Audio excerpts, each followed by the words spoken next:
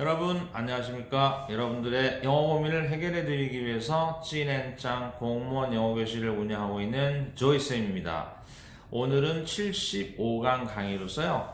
분사와 분사 구문에 관한 내용을 공무원 시험 유형의 어법 문제에 맞게 밑줄 친 유형의 문제를 여러분들에게 소개시켜 드릴까 합니다. 아무튼 모든 문제풀이라는 것이 마찬가지듯이 어떻게 하면 빠르고 정확하게 해석을 가급적 덜 하고 풀 수 있을까 하는 그런 부분에 초점을 맞춰서 강의를 진행해 드릴까 합니다. 자, 지금부터 강의를 시작해 보겠습니다.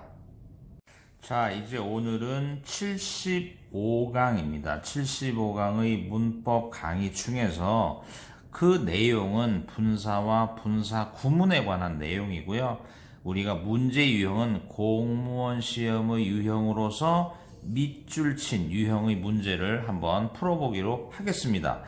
지난 74강에서 말씀을 드렸는데요. 우리가 다시 한번 우리가 문법 문제다. 그랬더니 밑줄을 쳤다. 그러면 문법 문제 중에서 밑줄을 친 유형의 문제도 당연히 우리가 밑줄을 친 부분에 당연히 문법 성향이 있는 단어가 있지 않겠냐, 이런 것들을 한번 발견해 보는 시간을 가져야 한다, 이렇게 이제 말씀을 드릴 수가 있습니다. 그랬을 때 우리가 지금 이 문장들에서 문법 성향이 있는 단어가 뭐 있을까요? 우리가 영원히 관심 있는 게 역시 뭡니까? ing가 붙어 있으면 우리가 문법 성향이 있는 거고요. 또 more라는 단어도 지난 시간에 설명으로는 나오지 않았는데요. 이 more라는 단어도 상당히 우리가 문법적으로 관심 있지 않을까.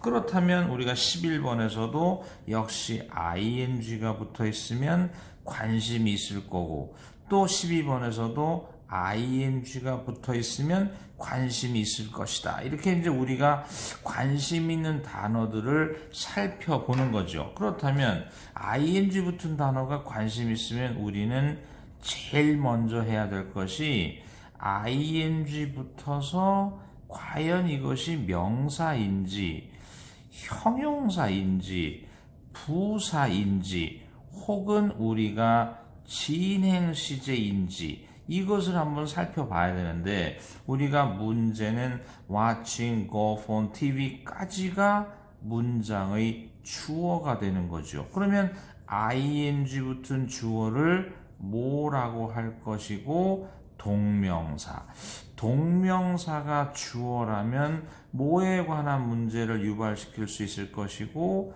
수의 일치, 이렇게 이제 우리가 문제를 정의 내려가는 거죠. 그렇다면 우리가 좀 색깔을 바꿔서 설명하면, 동명사가 주어가 된다면 수는 당연히 뭐 취급하기 때문에, 단수 취급하기 때문에 is는 괜찮다, 이런 말씀을 드릴 수 있는 겁니다. 그런데 이제 우리가 여기서 두 번째 이야기는 이런 거죠. 그러면 이 뭐라는 단어와 우리가 interest라는 단어는 그럼 또 어디서 배우냐 하고 물었더니 이런 거죠. 그래서 우리가 뭐라는 단어와 interest라는 단어는 어저께 배웠듯이 감정과 심리를 나타내는 표현에서 배웠다.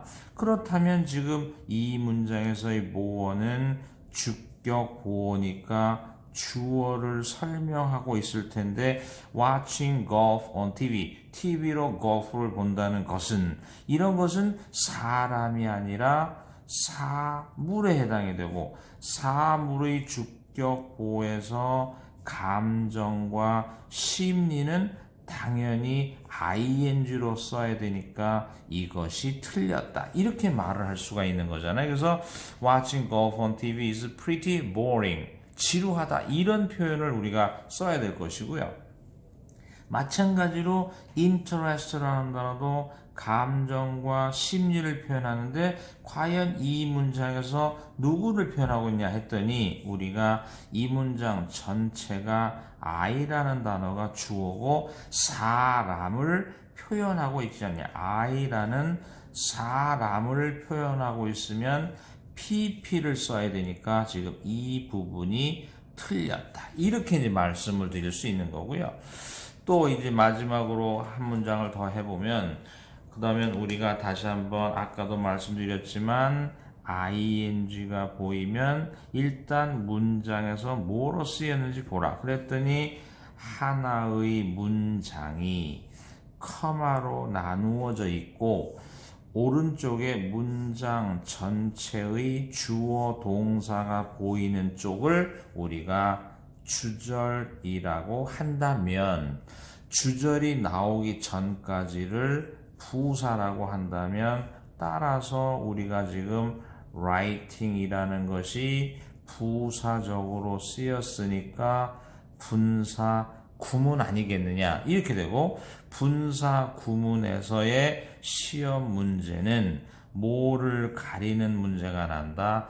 태를 가리는 문제가 나고 ing는 명사인 목적어를 달고 다니는 능동의 형태라면 pp는 부사나 전치사를 만나는 수동이 되어야 하는데 지금은 in이라는 무엇을 만났으니까 전치사 수동적으로서 pp가 돼야 되니까 writing이 아니라 written이 돼야 되겠다. 그렇다면 우리가 여기서 다시 한번 말씀을 드리자면 역시 이 10번, 11번, 12번에서 역시 우리가 영원히 학습 목표가 되어야 하는 거 뭘까요? ing. 그 중에 우리는 또 뭐에 대한 이야기를 했나요? 동명사가 주어인 경우 수의 일치에 관한 문제. 또 우리가 영원히 또 잘 해야 되는 뭐 감정과 심리를 나타내는 표현. 또 네 번째는 분사나 혹은 분사 구문에 관한 문제는 뭐에 초점을 맞춰봐라. 태에 초점을 맞춰봐라. 이런 내용들을 설명해 드릴 수 있습니다. 자, 이제 13번에서는 말씀드렸지만 밑줄 친 부분이 어법상 맞았냐 틀렸냐고 말씀드릴 때 여러분들에게 도움을 드릴 수 있는 단어는 우리가 have라는 단어도 상당히 시험에 나오지 않겠느냐. 그러면 have라는 단어가 만약에 문법 문제에서 이제 우리가 have가 나왔는데요. 일상적으로 여러분들에게 추천드리는 have는 네 가지다. 우리가 중학교 1학년 수준에서 가지다, 먹다, 마시다로서 삼형식을 이루는 타동사 그리고 have to로 이어지는 must와의 동의어 그 다음에 have 뒤에 pp가 나와서 완료 시제로 쓰는 경우 그런데 have가 목적어를 지나서 목적 보호 자리에 동사 원형이나 pp를 쓰는 사역 동사로서 이제 이렇게 나오는 거잖아요. 그랬을 때 우리가 아주 솔직히 얘기하면 1번으로 문법 문제 날 확률은 없지 않느냐라고 판단이 되고 2. have to는 지금 아니고 3. have pp도 아니니까 4번에 초점을 맞춰보자. 이렇게 된 거잖아요. 그럼 4번에 초점을 맞췄더니 지금 어떻게 됐나요? have라는 타동사가 her laptop이라는 명사를 목적어로 해서 예상대로 목적 보호에 동사 원형을 쓰는 이런 것이 낫다는 거죠. 그런데 이제 답을 내보면 이런 거잖아요. 자, 사역동사 have가 목적어를 지나 목적 보호 자리에 동사 원형을 쓴다는 것은 주로 능동적이기 때문에 그 뒤에 명사인 목적어가 와야 할 것이고요. 만약에 우리가 목적 보호 자리에 PP를 쓴다는 것은 주로 수동적이기 때문에 부사나 전치사를 만나야 할 텐데 지금은 yesterday, 어제라는 시간의 의미가 나타내는 부사가 있으니까 still이 틀렸다. 만약에 고친다면 still이 아니라 뭐로 갈까요? stolen이란 pp를 써야 되겠다. 그래서 이제 우리가 13번에서 제시해드리는 문법 성향이 있는 단어 have를 소개를 시켜드리는 겁니다. 자, 그렇다면 또 14번에서는 밑줄 친 유형의 문법 문제다. 배운 적 있는 단어 뭐 있냐 그랬더니 made도 배웠고 confuse를 배웠다. 그럼 made라는 것은 이런 거잖아요. made라는 동사는 뭐 소위 말해서 3형식이 기본이고 5형식을 잘 이루지만 1형식도 되고 2형식도 되고 우리가 4형식도 되는 굉장히 쓰임새가 뭐 뭐든지 다 쓸 수 있지만 문법 문제라는 특성상 이런 거잖아요.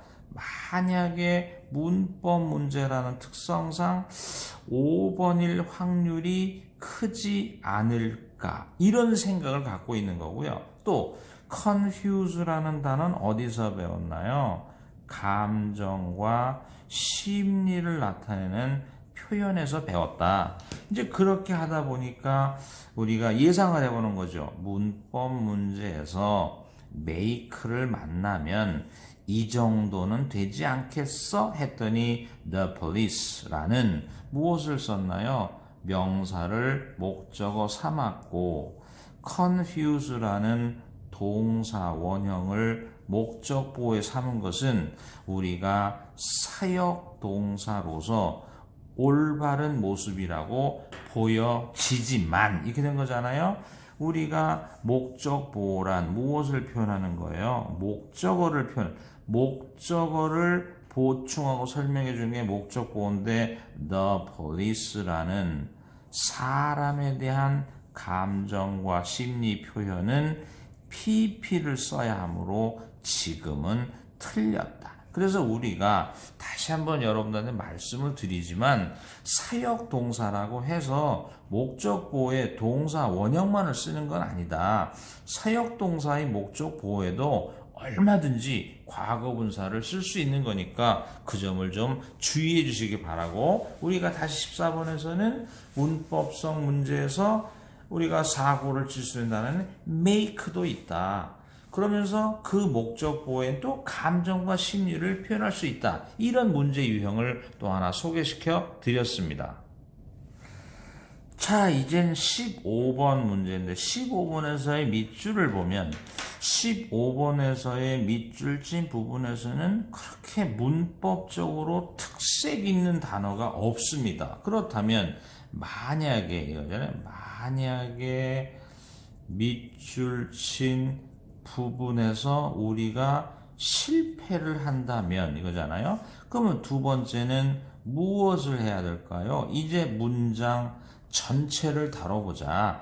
문장 전체를 다루기 위해서는 문장은 어떻게 시작하고 문장은 어떻게 전개되느냐 이런 거냐면 문장 시작은 주어로 하지 않겠냐 하면 주어를 읽어보는 거죠. 그랬더니 the people이 주어다.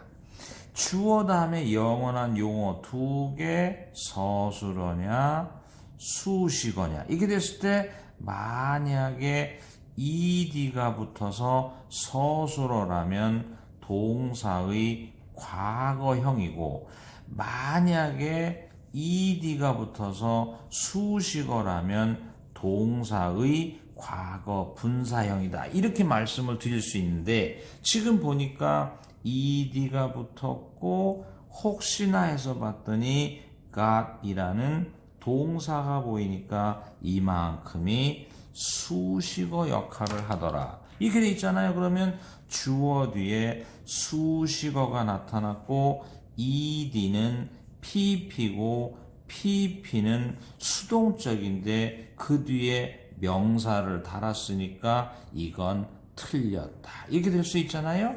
그랬을 때 수식어 자리에서 ed가 pp라면 수동적이니까 부사나 전치사를 만나야 되는 이런 현상인데, 그럼 다시 수식어 자리에서 능동적이라면 우리는 무엇을 사용하고 ing, 그 뒤에 목적어인 명사를 달아서 이만큼이 수식어인 이런 형태가 돼야 되겠다 하는 내용으로 설명을 드릴 수 있습니다.